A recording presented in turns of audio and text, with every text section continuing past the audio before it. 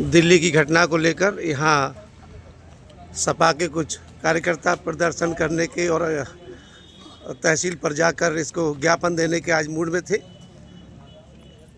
प्रशासन द्वारा लगता है यहाँ डिटेन कर दिया गया है या तैयारी हो रही है, क्या कहते हैं? कौन है, कौन बोलेंगे? पदाधिकारी को बुलाइए कोई। कौन विधायक जी बैठे हैं? जी हमारे प्रेमी जी हैं, सतीश चंद्र प्रेमी जी अंदर बैठे हैं, आप उनके बैठे। अच्छा, राम का राज ही कह देता था, उसके सरकार देता था हिरण्य कश्यप मीडिया प्रेमी जी आपको तो डिटेन कर दिया गया, ऐसी स्थिति में मुझे लग रही है कुछ अलग है क्या? तो आज ज्ञापन दिया जाएगा क्या? यस, ज्ञापन दिया जाएगा जो मैंने किया है। हाँ, मैं आपसे बात कर लूँ थोड़ा अंदर आके। जहाँ मैंने ज्ञापन देने का किया है जी, वही ज्ञापन दूंगा। सब जानते हैं मेरे बारे में पूरा स्टेट जी कि मैं कभी बिना लिखित के बात नहीं करता, बिना प्रूफ के बात नहीं करता, क्योंकि ये तो आज खत्म मुद्दा हो जाएगा। लेकिन जिस आयोग में मैं रहा हूँ, अगर कोई अधिकारी द्वेषपूर्ण भावना से मेरे साथ करता भी है तो जिस आयोग में मैं रहा हूँ वो आयोग तो हमेशा रहेगा, और उससे बड़ा संवैधानिक ताकत नहीं है जी। घटना अपनी घटना होती रहती है। किसी घटना को भेज दूंगा तो वहाँ तो अधिकारियों को स्कूल नहीं देते जिस आयोग में रहा हूँ। आज के क्या कार्यक्रम रहेंगे, रूपरेखा आज क्या है? मैंने मेरे साथियों का जो मतलब वो था उनको लेकर के एक ज्ञापन देना है एसडीएम महोदया को, ये दिल्ली के ही मामले में होगा? दिल्ली के मामले को लेकर के, एक आजम खान साहब की यूनिवर्सिटी को लेकर के राष्ट्रपति से कि वो दोस्तीकरण का उसे अपने संज्ञान लेकर के वास्तव देखें उसे। तो कहने का मतलब एक वर्तमान परिप्रेक्ष्य की बात होगी, एक भविष्य को भी साधेंगे। जी जी जी। भविष्य की घटना जो होने वाली है, वर्तमान ये है कि जो दिल्ली का घटना नौजवान छात्रों पर जो वो हुआ है, बड़ा ख़राब चीज़ है, उसकी जांच होनी चाहिए और दोषियों के खिलाफ कार्रवाई होनी चाहिए। आप मारपीट से दुखी ही लगते हैं उनकी, है ना? बहुत खराब बात है। देश का नौजवान जिसने आज़ादी में महत्वपूर्ण भूमिका अदा की और उसका जीता जागता प्रमाण ये है कि सरदार भगत सिंह 23 साल की उम्र में तो पूरी दुनिया में नाम करके चले गए। आज़ादी के सरदार भगत सिंह से बड़ा योद्धा नहीं है।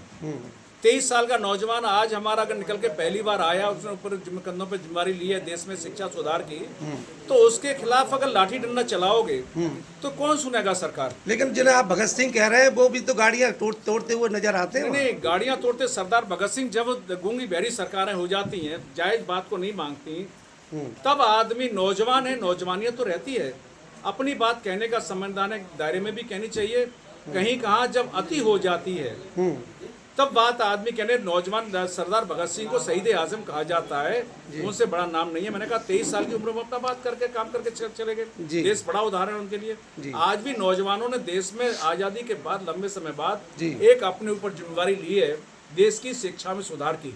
और कोई नहीं चाहते, वो कोई जहांगीर नहीं चाहते, कोई राजसत्ता नहीं चाहते, केवल शिक्षा में सुधार चाहते हैं। जो 22 लड़के लड़कियां खत्म हुई, उनके परिवारों को चाहते हैं कि सांत्वना के तौर पर सरकार एहसास करे और उनको एक मुआवजे के रूप में, एक सहानुभूति के रूप में, एक अपनी सरकार नैतिक जिम्मेदारी निभाते हुए वो करे। यही तो नौजवान चाहता है। रामपुर पे क्या बात रहेगी? रामपुर पर हम चाहते हैं कि धार्मिक और राजनीतिक द्वेष की भावना को त्यागे सरकार, और रामपुर जैसा शिक्षा का मंदिर, यूनिवर्सिटी बनने में समय लगता है।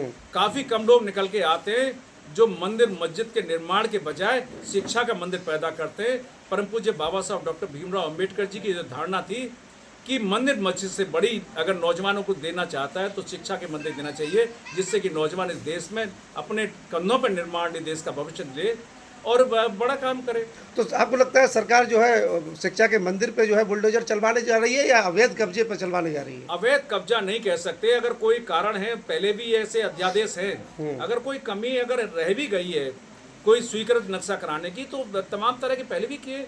एक अखिलेश जी ने वो दिया है कि ये परफॉर्मा है, सुधार कर ले, लेकिन तोड़ न ध्वस्तीकरण। मैं जानता हूँ कि धार्मिक उन्माद के सहारे, आप धार्मिक द्वेष के सहारे, राजनीतिक द्वेष के सहारे, माननीय मुलायम सिंह यादव जी ने इसका वो किया था, शिलान्यास किया था। आजम खान साहब ने बनाया, केवल इसलिए द्वेष रखोगे तो द्वेष ठीक नहीं। इस देश के नौजवान को क्या देना चाहते हो? क्या धार्मिक उन्माद, क्या जातिवाद इस देश के नौजवान को देना चाहते हो? तो शिक्षा के मंदिर दो, जो डॉक्टर इंजीनियर देश का भविष्य बन के निकले। यही मकसद है हमारा राष्ट्रपति से कि संज्ञान लेकर के, हम नहीं चाहते कि भाई किसी का नाम लो, आप ध्वस्तीकरण कराओगे, आप अपने अंडर में लेकर के उसे बड़ा मंदिर बनावे।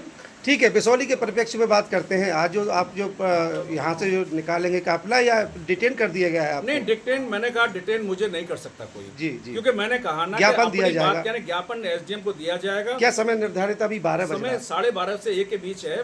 ज्ञापन देर सवेर हो जाए कोई फर्क नहीं है। ठीक, यही मेरा मकसद है। ठीक। ज्ञापन दूंगा और ज्ञापन नहीं दूंगा संवैधानिक दायरे के रह के। अगर मेरे साथ कुछ मेरे लोगों के साथ ज्यादती की गई तो वो ठीक नहीं होगा। मैं कहना चाहूंगा मैं संवैधानिक दायरे में गांधी जी के रास्ते बना कर फिर लोग परेशान होंगे। ठीक है, उसे भी कवर करेंगे जब आप ज्ञापन देंगे। बहुत धन्यवाद। धन्यवाद।